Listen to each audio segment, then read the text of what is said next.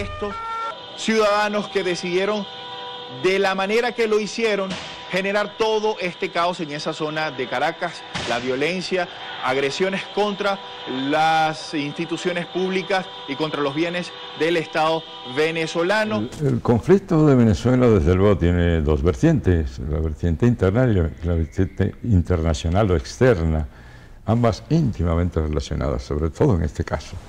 Lo que hemos visto en las últimas 2 semanas es el intento de manera concentrada, desarrollar una serie de acontecimientos en las calles para crear una imagen, sobre todo hacia el exterior, de caos, de levantamiento popular, de descontento generalizado, que tenía como objetivo producir rápidamente una especie de colapso de los servicios del país, paralizar las calles, afectar la economía y proyectar esta imagen que permitiera entonces la posibilidad de una intervención del factor externo, es decir, Estados Unidos. Es la confrontación entre 2 proyectos nacionales.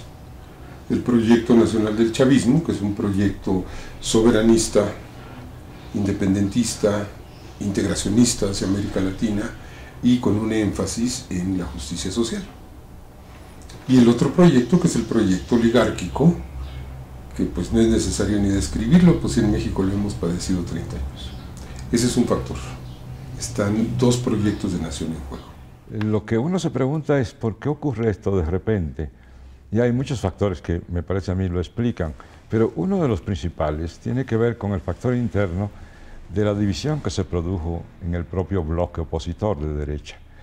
Un sector encabezado por el ex candidato, el candidato durante varias ocasiones en los últimos años, el señor Capriles, que definió una línea por los cauces, digamos, institucionales, sin que eso implicara que no promoviera algunas otras acciones, pero básicamente centrado en el proyecto de búsqueda de conquistar el poder mediante las elecciones.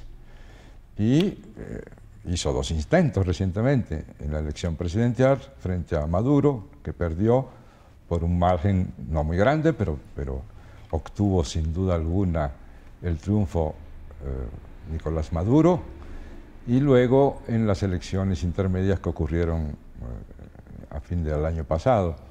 Ambas las ganó el chavismo, la segunda con un margen bastante amplio, habiendo ganado prácticamente la mayoría de las alcaldías del país.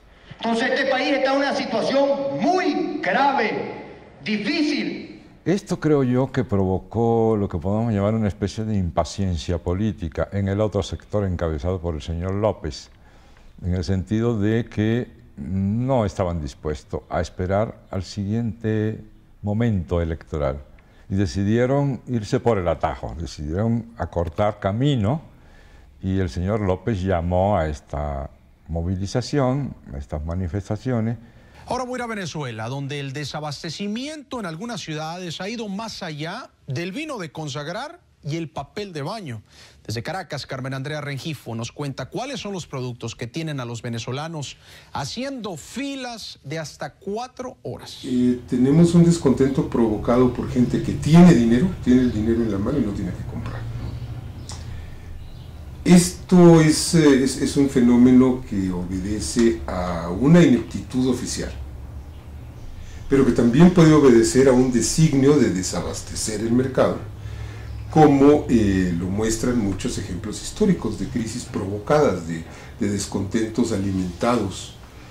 Pienso en Chile en los años 70, bajo el gobierno de Allende, cuando la oligarquía local, golpista y Estados Unidos complotaron para desabastecer al mercado y provocar un enorme descontento entre la gente que tenía dinero y que no tenía que comprar. Festejaron el final de una extenuante campaña electoral y aseguraron su voto. Creo que el presidente es el único presidente de la República que ha hecho bien a esta sociedad. No hay que olvidar que ha habido, desde el inicio de la llamada revolución bolivariana, 19 elecciones, de las cuales el chavismo ha ganado 18 elecciones. ¿Por qué un gobierno que gana sistemáticamente elecciones tomaría el camino de la persecución de la oposición con intenciones criminales, desplegando una represión irracional? Eso carece absolutamente de sentido.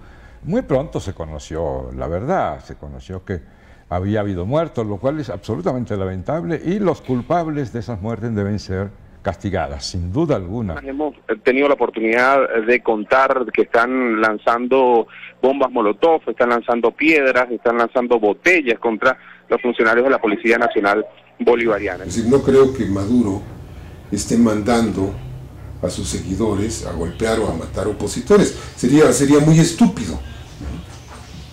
Y del lado contrario, del lado opositor, pues ha habido una sistemática, permanente, constante provocación para crear violencia. Hoy tenemos que lamentar hasta esta hora el fallecimiento de 2 jóvenes venezolanos.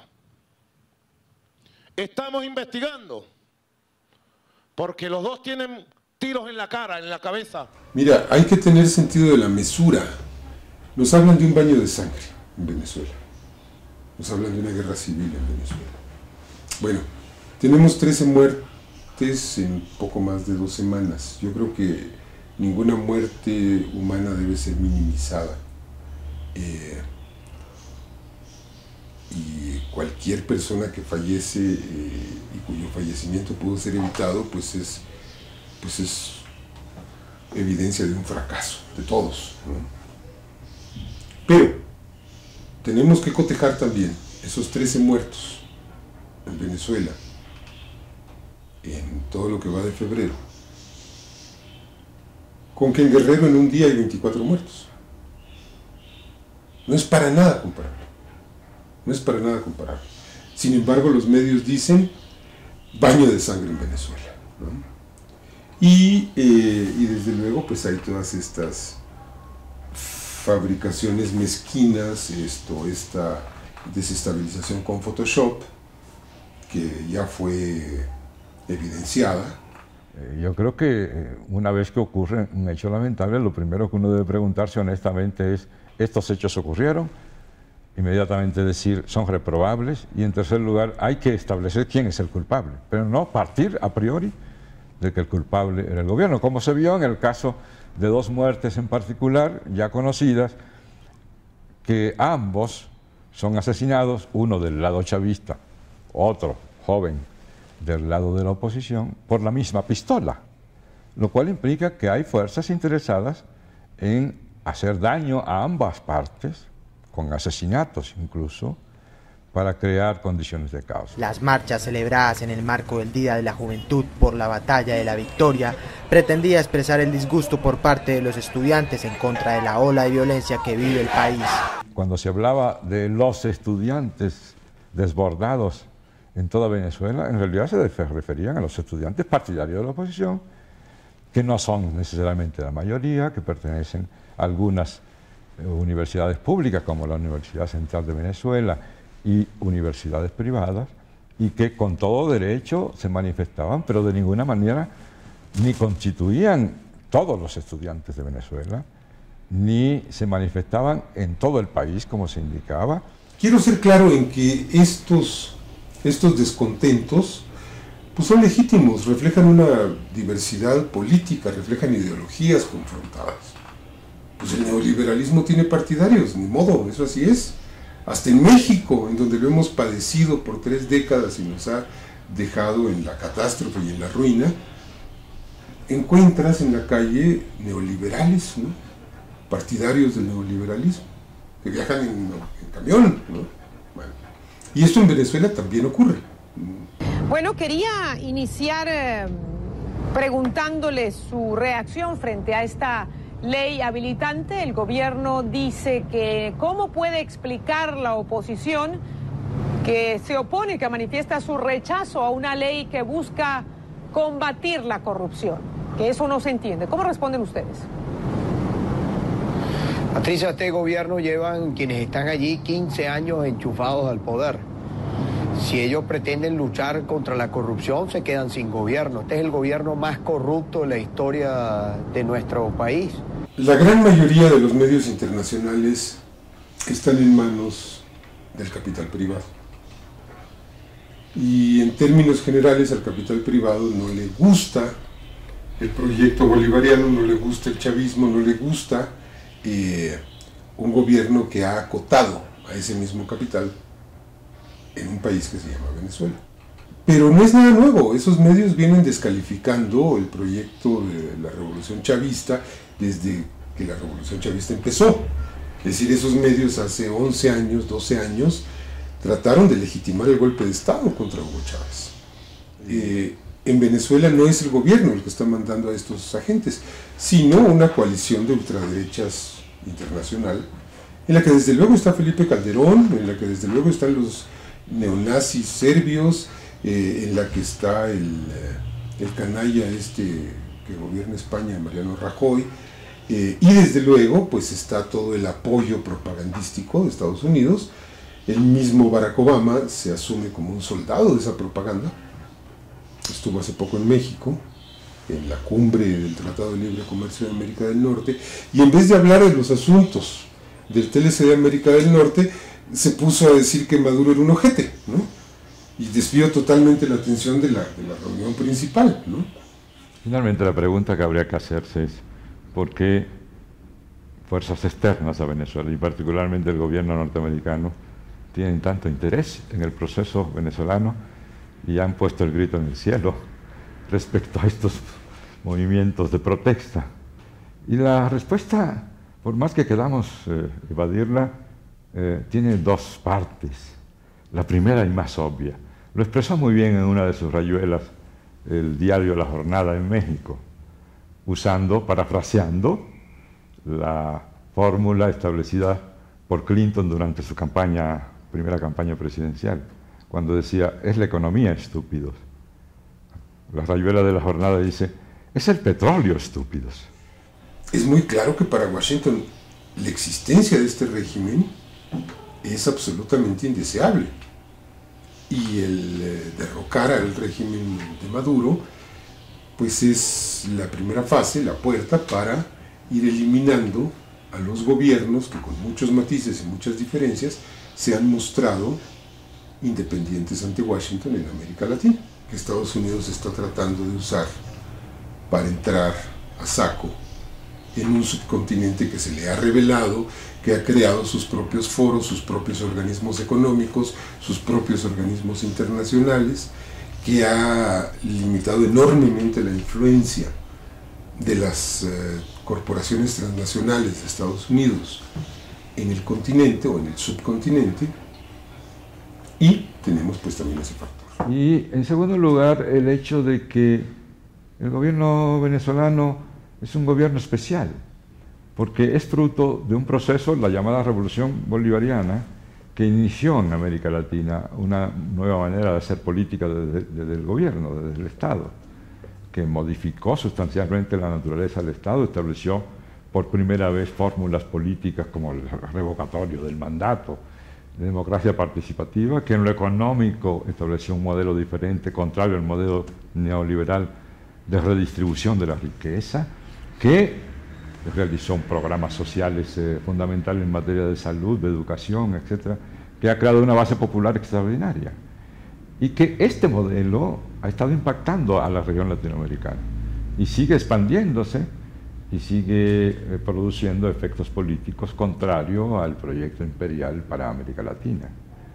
Bueno, se puede intentar un balance provisional y con mucha cautela debido a la naturaleza de este tipo de movimientos. Son movimientos que sin duda alguna tienen objetivos claros, propósitos claros y medios claros, pero por su naturaleza justamente no aparece su dirigencia. Y eso permite una gran cantidad de imprevistos. Pero aún así, lo que ya es a mi juicio claro es que el movimiento que se intentaba desarrollar perdió varios de sus efectos básicos. En primer lugar, el efecto sorpresa. En segundo lugar, perdieron al menos parte de la batalla de medios, de la batalla de opinión pública. Algo bueno está pasando. Yo reconozco y valoro el trabajo que los empleados públicos hacen en todos los rincones del país. Y como próximo presidente de todos los venezolanos, hay algo que tengo muy claro. El empleado público debe estar y estará al servicio de la gente. La moneda está en el aire en Venezuela. Es posible que Maduro logre estabilizar la situación y que consiga desactivar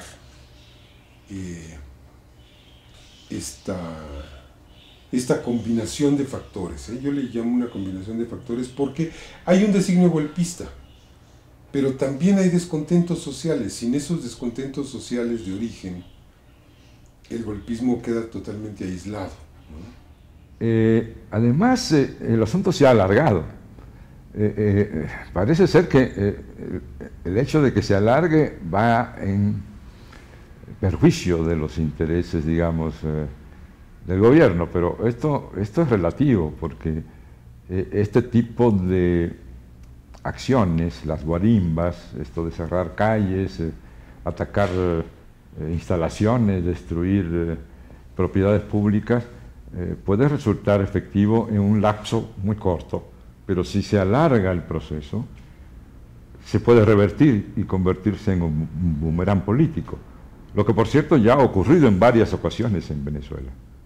¿Qué pasa si Nicolás Maduro es derrocado? Bueno, sería una tragedia, sería una gran tragedia, no solo para Venezuela, ni no solo para América Latina, sino para la civilización, a la manera en que fue una tragedia civilizatoria la derrota de la República Española por las huestes fascistas de Francisco Franco.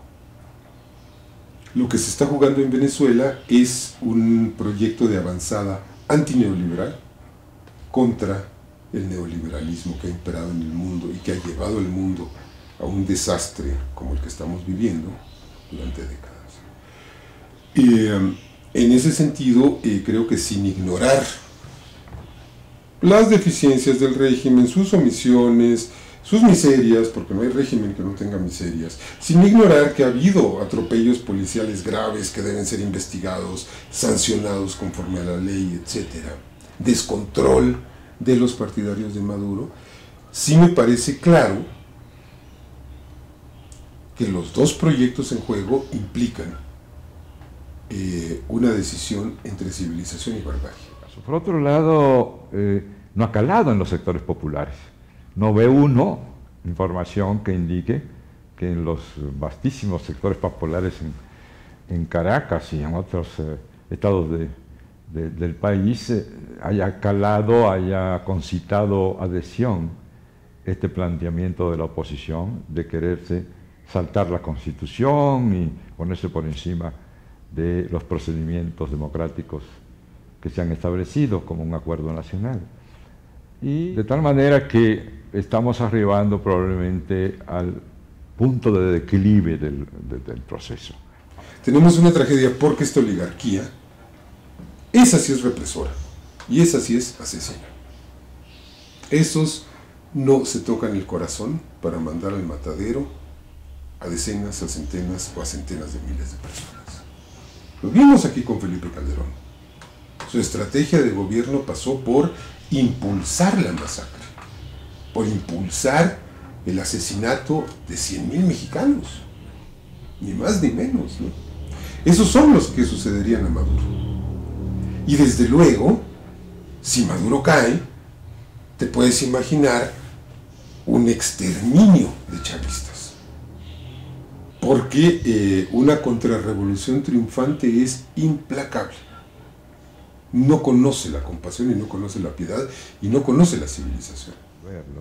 Creo que este es el último intento, al menos el más reciente, y creo, espero, que no logrará sus propósitos. Para América Latina es fundamental que se mantenga el equilibrio político, la estabilidad en la región y que continúen los proyectos de integración que son la esperanza y el futuro de todo el continente. Imagínate que los principales productores de petróleo de la región, Venezuela y México, estuvieran bajo el mismo modelo neoliberal. Sería muy grave. ¿Cómo resiste Argentina ¿Cómo resiste Ecuador cuando la correlación de fuerzas cambia de una forma tan brutal como esa? Serían entonces, sí, podrían ser fichas de dominó, que irían cayendo una tras otra, o al menos lo tendrían mucho más difícil. Tendrían la resistencia frente al imperialismo de Estados Unidos mucho más complicada. Cuba tendría mucho más complicado el panorama.